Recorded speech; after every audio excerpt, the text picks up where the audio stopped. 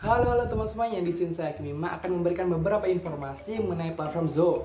Bagi kalian yang belum tahu mengenai platform ini, bisa simak sampai akhir video. Dan untuk yang sudah tahu, boleh nih sharing-sharing kolom komentar. Oke, mari kita mulai.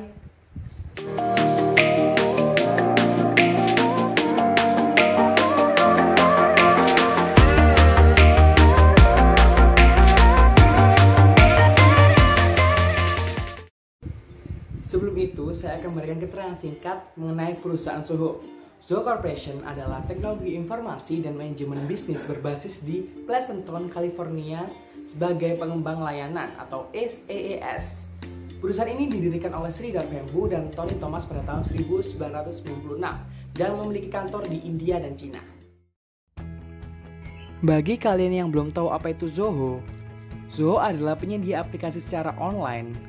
Di dalam Zoho ada berbagai macam aplikasi yang bisa kita manfaatkan secara online, dari social network, blog, pembuatan dokumen, presentation, spreadsheet, dan lain-lain.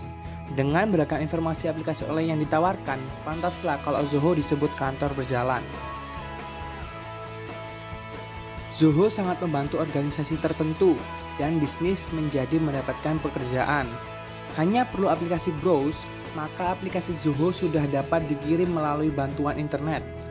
Dengan hal ini, penggunanya dapat memfokuskan diri pada bisnisnya hanya dengan mengandalkan Zoho-nya untuk menjaga server yang digunakan dan dapat juga menyimpan data dengan aman di internet.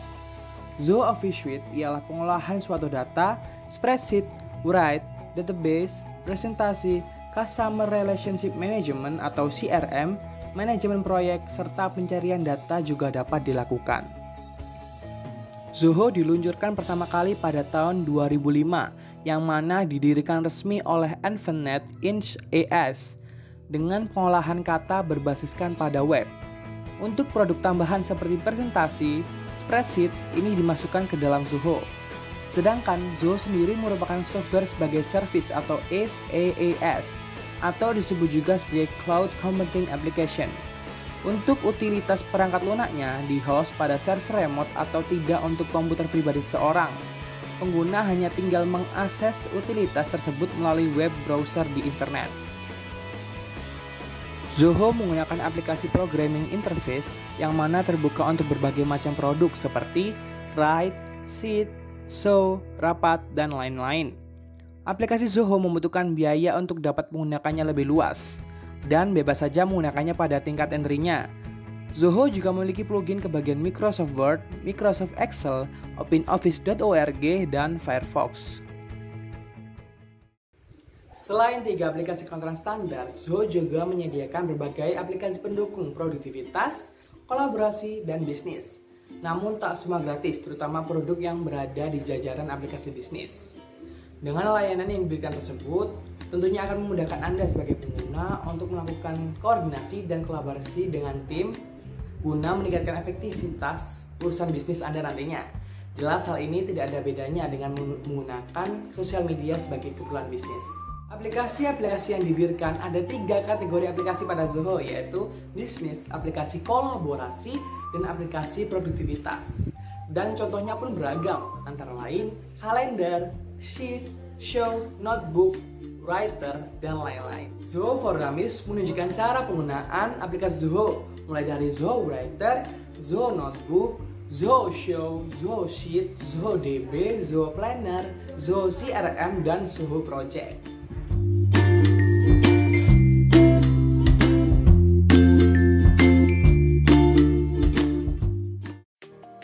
Pada awal 2007, Google meluncurkan G Suite, sebuah bundle aplikasi online untuk kantor yang berhadapan langsung dengan Zoho.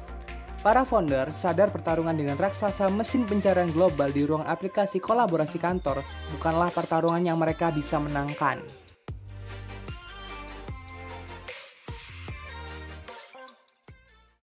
Oleh karena itu, Zoho memutuskan untuk pivot, pindah ke layanan online untuk pengelolaan hubungan pelanggan atau CRM. Zoho memilih untuk bertarung dengan Salesforce, yang sebenarnya tidak mudah karena saat itu Salesforce sudah menjadi jawara layanan industri CRM berbasis cloud di dunia. Lalu strategi apa yang digunakan oleh Zoho? Yang pertama adalah harga. Zoho menyelesaikan dengan kemampuan finansial perusahaan. Strategi Zoho adalah terus membangun aplikasi online baru yang dapat digunakan secara gratis dan dibeli dalam skala besar dengan harga yang terjangkau. Kedua, kampanye marketing yang kreatif. Ketiga, curi pelanggan dari kandangnya. Upaya dari strategi tersebut membuahkan hasil. Hingga pada akhir tahun 2015, Zoho memiliki lebih dari 15 juta pengguna, yang dimana 10 hingga 15% basis pengguna CRM-nya berasal langsung dari Salesforce.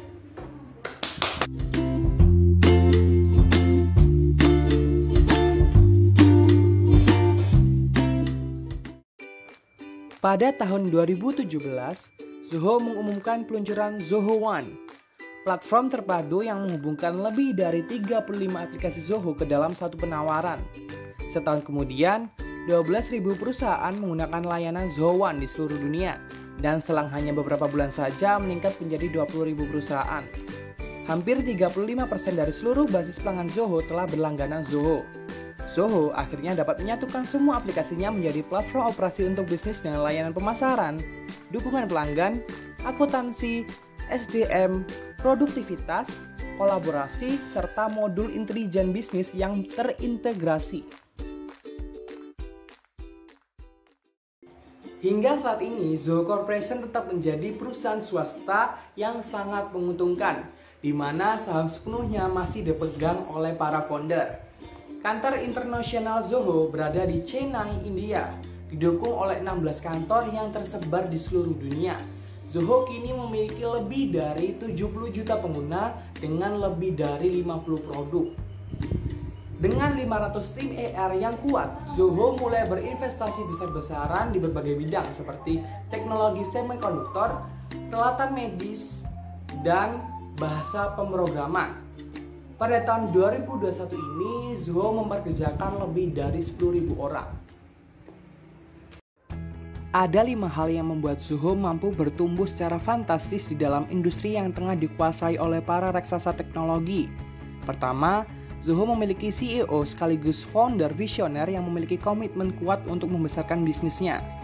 Manajemen awal memilih untuk menginvestasikan kembali semua pendapatan mereka untuk mengembangkan produk daripada membayar gaji mereka sendiri. Kedua, Zoho fokus pada pasar yang tidak digarap oleh pemain lain dalam industri. Ketiga, Zoho menerapkan frugal innovation, yaitu suatu bentuk inovasi di mana kita memecah sebuah produk atau layanan menjadi komponen-komponen yang membentuknya. Kemudian, fokus hanya menghadirkan komponen yang esensial saja. Dengan begitu, produknya menjadi lebih sederhana dan biaya produksinya juga jadi lebih murah, sehingga harga jualnya pun juga menjadi lebih terjangkau. Keempat, Zoho men-sourcing kebutuhan programmer secara mandiri dari dalam. Kelima, Zoho berhasil menghilangkan pain point terbesar dari pelanggannya. Sekian informasi yang bisa saya sampaikan. Bila ada kritik, saran maupun diskusi, bisa nih di kolom komentar. Oke, terima kasih telah menonton dan sampai jumpa di lain kesempatan. Bye-bye.